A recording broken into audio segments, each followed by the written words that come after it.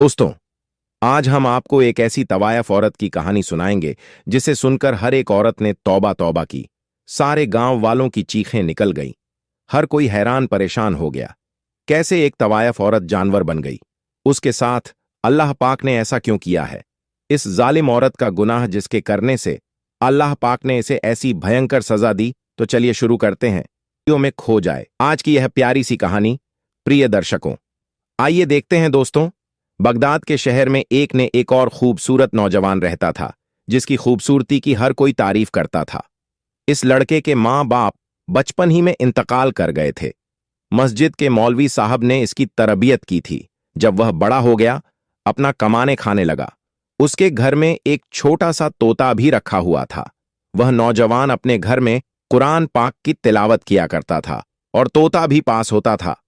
आहिस्ता आहिस्ता वह तो तोता भी कुरान की आयतें सीख गया और उनको अपनी जुबान से अदा किया करता था। वह तोता थोड़ा थोड़ा बोला करता था। अल्लाह वाले नौजवान इस तोते को यही सिखाया करते थे कि हमेशा सच बोलना। सच बोलने वाले को अल्लाह ताला बहुत पसंद करता है। उसके घर के पास एक तवायफ का घर था। वह तवायफ बहुत ही खूबसूरत थी। इस तवायफ के मामा ने एक दिन इस तवायफ को कह दिया कि बाजी, आपके हुस्न का पूरा गांव दीवाना है, मगर एक नौजवान है जिसने कभी आपको नजर उठाकर भी नहीं देखा। वह बहुत नेक और शरीफ इंसान है। मस्जिद से सीधा घर आता है और घर से मस्जिद तक उसकी रसाई है। वह तवायफ औरत कहने लगी, यह कैसे हो सकता है? मेरी खूबसूरती को देखकर बड़े बड़े शरीफ भी अपनी शराफत भूल जाते हैं, गुनाह कर बैठते हैं। यह कौन सा इतना बड़ा आलिम हाफिज है जो मुझे नहीं देखता? उसकी मुलाजिमों ने कहा, आप चाहो तो आजमा कर देख लो। उसने कहा, ठीक है। अब इस तवायफ ने अपना भेष बदला और एक शरीफ लड़की के कपड़े पहनकर एम के दरवाजे के आगे जाकर खड़ी हो गई, ताकि जब भी वह लड़का आए उसको किसी न किसी बहाने से बुला सके, बहका सके। वह लड़का जब भी नमाज पढ़ने आता, कभी भी नजर उठाकर उसको नहीं देखता। नजर झुकाकर मस्जिद में जाता और नजर झुकाकर वापस अपने घर को चला आता। इसी तरह दिन गुजरते गए, मगर इस लड़के ने कभी नजर उठाकर उस तवायफ की तरफ नहीं देखा था। एक दिन वह तवायफ जानबूझकर जमीन पर गिर पड़ी। इस नौजवान ने जब इस लड़की को जमीन पर पड़े हुए देखा, तो उस नौजवान ने सबसे पूछा कि यह लड़की कौन है? वहां खड़े हर इंसान ने कहा, इस लड़की को हम नहीं जानते, क्योंकि उस तवायफ ने अपना भेष बदला हुआ था। वहां खड़े लोगों ने कहा, यह किसी गरीब घर की लड़की मालूम होती है। नौजवान ने कहा, उसको उठाए और मेरे घर पर पहुंचा दे। फिर लोग उस लड़की को उठाकर उस लड़के के घर ले गए। लड़की सोचने लगी, मेरा पहला मकसद कामयाब हो गया। अब मैं इस नौजवान को, इस अल्लाह वाले इंसान को आसानी से बहका सकती हूं, और रात की तन्हाई में बहका और भी आसान होगा। वह लड़का ईशा की नमाज पढ़ने मस्जिद में गया। वह औरत उसका इंतजार कर रही थी।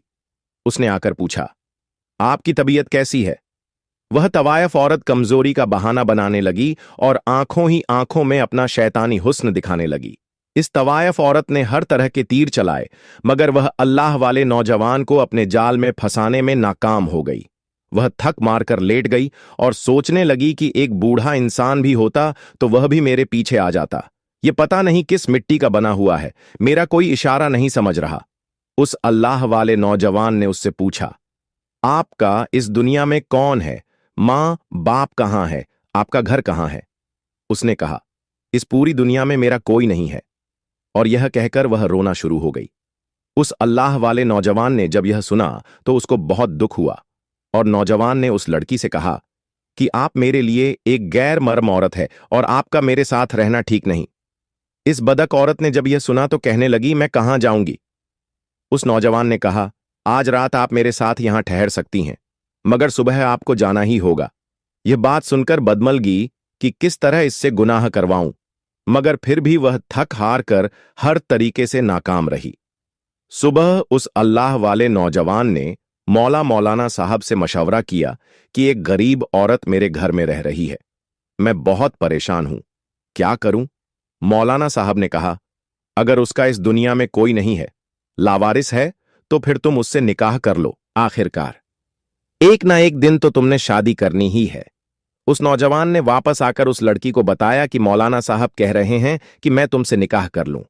यह सुनकर वह खौफ अज़दा हो गई और सोचने लगी कि मेरा तो इरादा निकाह करने का नहीं है, मैं तो उससे नाजायज कायम करना चाहती हूं, इसकी बीवी बनने नहीं आई इस बदक। औरत ने उस नौजवान को कहा, मुझे आज रात सोचने का टाइम दीजिए, मैं सुबह आपको बता दूंगी। वह रात भर सोचती रही, आखिर करूं तो क्या करूं। फिर उस औरत ने फैसला किया, चलो झूठ मूठ ही सही, आखिर यह नौजवान तो मुझे मिलेगा, जब मेरा काम हो जाएगा तब मैं उसके घर से भाग जाऊंगी। सुबह होते ही उसने इस नौजवान से कहा, मैं आपसे निकाह करने के लिए तैयार हूं। यह सुनकर वह नौजवान बहुत खुश हुआ। अल्लाह पाक ने मुझे मौका दिया कि मैं किसी बेसहारा का सहारा बन सकूं, और इस तरह एक औरत की जिंदगी भी बच जाएगी। उसने मौलाना साहब को बुलाया और निकाह करवा लिया। सब लोग नौजवान की शादी से बहुत खुश हुए। उसने निकाह कर लिया। वह नौजवान तो अल्लाह ताला की इबादत करने वाला था।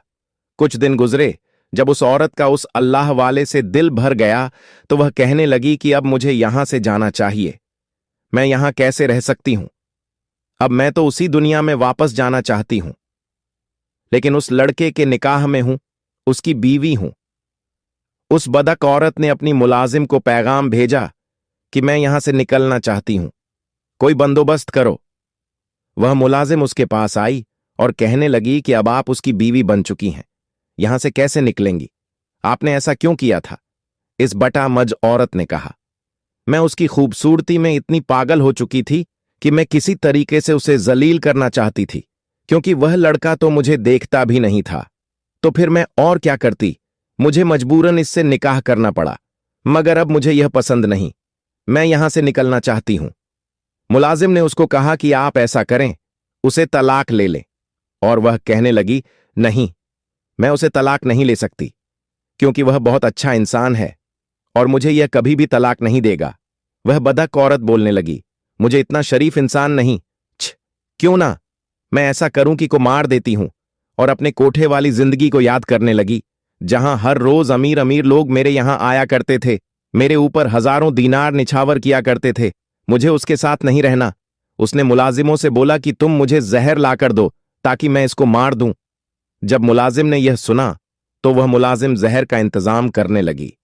इस मुलाजिम ने उसको जहर लाकर दिया, और जब रात को अल्लाह वाला नौजवान घर आया तो वह बदक औरत सज संवर कर उसके सामने आई और कहने लगी, मैं अभी आपके लिए खाना लेकर आती हूं।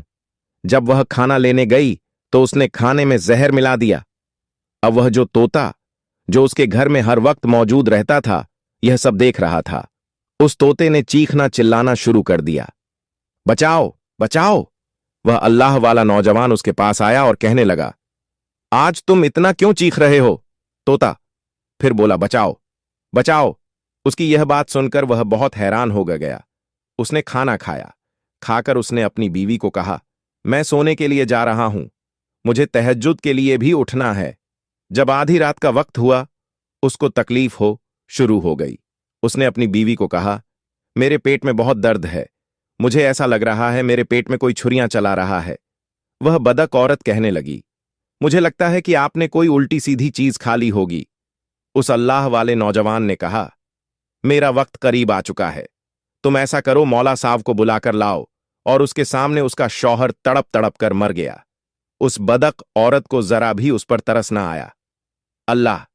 नौजवान ने मरते वक्त कलमा शहादत की तिलावत की और उसकी जान निकल गई, और वहां तोता चिल्ला रहा था, बचाओ बचाओ। उस औरत ने उस तोते को कहा, चुप हो जाओ वरना तेरा भी गला दबा दूंगी। उसने अपने मुलाजिम को पैगाम भेजा कि जल्दी से यहां आओ। उनकी मुलाजिम आई और उन दोनों ने मिलकर घर के सहन में एक गड्ढा खोद उसको वहां दफन किया, और दिल ही दिल में खुश थी कि मेरी इस आदमी से जान छूट गई, अब मैं आजाद हूं। उसके बाद फिर वह तवायफ औरत अपने बतका वाले अड्डे में चली गई और फिर वहीं जिनाकारी में लग गई। मोहतरम नाजरीन, अल्लाह पाक ने उसको एक जिंदगी दी थी। अगर वह चाहती तो अपने गुनाहों से तौबा कर सकती थी, अपने शौहर की तरह नेक और परहेज औरत बन सकती थी। अगर वह चाहती अपनी बाकी बची हुई जिंदगी संभल सकती थी, मगर उसने अपने हाथों से ही अपनी दुनिया को बर्बाद कर लिया, बल्कि अपने शौहर को जहर देकर उसका कत्ल कर दिया। वह अब तवायफ भी थी, मगर अब वह एक कातिल भी बन चुकी थी। जब सुबह फज्र का वक्त हुआ, मौलाना साहब ने नमाज पढ़ाई और देखा कि उसका शागिर्द कई दिनों से नमाज पढ़ने नहीं आया। तो वह बहुत परेशान हुए और उनके घर में आया। उसका दरवाजा खटखटाया, मगर उसके घर का दरवाजा किसी ने नहीं खोला। मौलाना साहब यही सोच रहे थे, शायद वह सो रहा होगा, मगर वह यह भी सोच रहे थे कि नमाज तो मेरा शागिर्द कभी नहीं छोड़ सकता। मौलाना साहब वापस चले गए। जब जौहर का वक्त हुआ और देखा अभी भी उसका शागिर्द नमाज पढ़ने नहीं आया, उन्होंने किसी को भेजा, मगर उसने भी यही कहा कि वह दरवाजा नहीं खोल रहा है। शाम तक यही सिलसिला चलता रहा। ईशा के बाद मौलाना साहब ने सोचा, मुझे खुद जाना चाहिए। जब मौलाना साहब गए, उन्होंने दरवाजा खटखटाया, मगर कोई भी ना आया, मगर अंदर से तोता चीख रहा था, बचाओ बचाओ। मौलाना साहब समझ गए कुछ तो गड़बड़ है। उन्होंने पूरा मोहल्ला इकट्ठा किया, दरवाजा तोड़ा, और जब दरवाजा तोड़कर अंदर दाखिल हुए तो देखा कि घर खाली था, सिवाय उस तोते के उस घर में और कोई न था। और वहां सब यही समझ रहे थे कि मियां बीवी कहीं घूमने गए हुए हैं। रात को तहज्जुद का वक्त हुआ। मौलाना साहब को बेचैनी महसूस होने लगी। उन्होंने अपनी बीवी से कहा, मुझे ऐसा लगता है कि मेरा शागिर्द तकलीफ में है, वह किसी न किसी परेशानी में है। उनकी बीवी ने कहा, नहीं, उनकी नई नई शादी हुई है, हो सकता है मियां बीवी कहीं घूमने गए हों।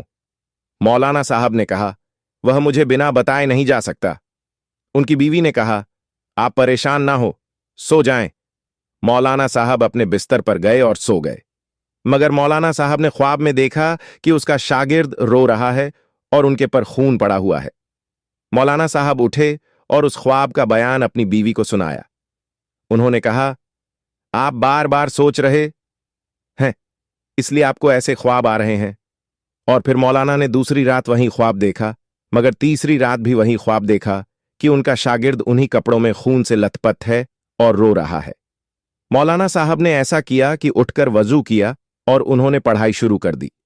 मौलाना साहब जैसे जैसे से कुरान की आयतें पढ़ रहे थे, वैसे वैसे से उनका राज खुलता जा रहा था और उनको बताया गया कि घर के शहन में जाकर देखो। अब मौलाना साहब बहुत परेशान थे कि मुझे इसके घर का इशारा क्यों मिल रहा है। मौलाना साहब अपने साथ मोहल्ले के कुछ लोगों को लिए उस अल्लाह वाले नौजवान के घर गए और उनको देखते हुए वह तोता फिर से चिल्लाना शुरू हो गया। जब जमीन को खोदा गया तो वह तड़प कर रह गए। वह सोच भी नहीं सकते थे कि यह उनका प्यारा शागिर्द उनको इस हालत में मिलेगा। उनको कफन भी नहीं दिया गया। मौलाना सोचने लगे कि कौन जालिम है जिसने उनको कत्ल कर दिया, इस तरह दफन कर दिया। मगर अल्लाह ताला की कुदरत देखिए, उनकी लाश ऐसे थी जैसे उनको अभी अभी दफन किया गया हो। उनके चेहरे से नूर चमक रहा था। उनको देखते ही मौलाना साहब ने अपना सर पकड़ लिया और नीचे जमीन पर बैठकर रोने लगे। मौलाना साहब ने देखा कि उसकी बीवी यहां मौजूद नहीं है। उन्होंने सबसे पहले अपने शागिर्द का नमाज जनाजा पढ़ाया और उसकी तदफिन का इंतजाम किया। और सब लोग इस बात से परेशान थे कि आखिर इस नौजवान को मारा किसने, किसने इसको कत्ल किया। मौलाना साहब उसके घर में आए और अपने शागिर्द को याद करते हुए रोने लगे। मौलाना साहब की दर्द भरी आवाज वहां मौजूद तोता बड़ी खामोशी से सुन रहा था। उसे यह लग रहा था कि वह तोता जिंदगी भर नहीं बोल पाएगा, मगर अल्लाह पाक ने उस तोते को बोलने की तौफीक अता फरमाई। उसने कहा, वह औरत एक तवायफ थी, जालिम थी, वह उससे जिना करना चाहती थी। वह बदक औरत तो यहां भैंस बदल कर आई थी। उसने सबको यहां बेवकूफ बनाया। उसने अल्लाह वाले नौजवान से निकाह किया और जब उसका दिल भर गया तो उसको जहर देकर जान से मार डाला। अब वह दोबारा जिनाकारी और बदका के लिए अपने कोठे पर चली गई है। इतना बताकर तोता खामोश हो गया। मौलाना साहब इस्ते को लेकर अपने घर चले गए और उसको अपने घर में रख लिया। इसके बाद चंद लोगों के साथ मौलाना साहब उस तवायफ बदक औरत के कोठे पर गए। मौलाना साहब वहां जाकर इस तरह गुस्से से चिल्ला रहे थे जिस तरह औरत को कत्ल कर देंगे। वह उसको बोल रहे थे कि बाहर आओ। मौलाना साहब अंदर नहीं जाना चाहते थे। मौलाना साहब की आवाज सुनकर उस तवायफ बदक औरत की मुलाजिम रोती हुई आई और उस मौलाना ने कहा कि आप उस नेक नौजवान के उस्ताद हैं। मौलाना साहब ने कहा, हां, मैं उसका उस्ताद दद भी हूं, उसका बाप भी हूं। तुम बाहर बुलाओ उस तवायफ को, उस बदक औरत को जिसने मेरे बेटे के साथ इतना जुल्म किया। उस मौलाना ने कहा, उसको इसके की सजा मिल चुकी है। जिस रात उसने अपने शौहर को मारकर अपने बदका के अड्डे पर आई, वह बहुत खुश थी। तैयार होकर बदका के लिए निकल रही थी कि एकदम उसका जिस्म बदलना शुरू हो गया और देखते ही देखते उसका जिस्म एक बंदर की शक्ल में तब्दील हो गया। उसको हमने एक कमरे में कैद कर दिया है, क्योंकि उसके के चेहरे को देखकर हमें खौफ आता है। फिर अल्लाह, उस अल्लाह वाले के साथ इस औरत ने जो भी किया, मैं भी उसके साथ शामिल थी, और आहिस्ता आहिस्ता मेरा चेहरा भी बदल रहा है। ऐसा लग रहा है मैं भी इस जैसी बन जाऊंगी, मेरी हालत इस जैसी बन जाएगी। आप मुझे माफ कर दीजिए और इस नौजवान को कहें मुझे माफ कर दें। अल्लाह पाक ने हमारी दुनिया ही जन्नम बना दी है। इस मौलाना साहब ने कहा, अल्लाह पाक ने तुम्हारी सजा को तुम्हें दुनिया में ही दे दिया। अब मैं क्या कर सकता हूं? मेरा बेटा तो शहादत की मौत पा चुका है, मगर तुम्हारी मालकिन तो हमेशा के लिए बंदर की शक्ल में तब्दील हो गया। अल्लाह पाक से दुआ है कि अल्लाह पाक हमें बुराई से बचने और नेक अमाल करने की तौफीक अता फरमाए।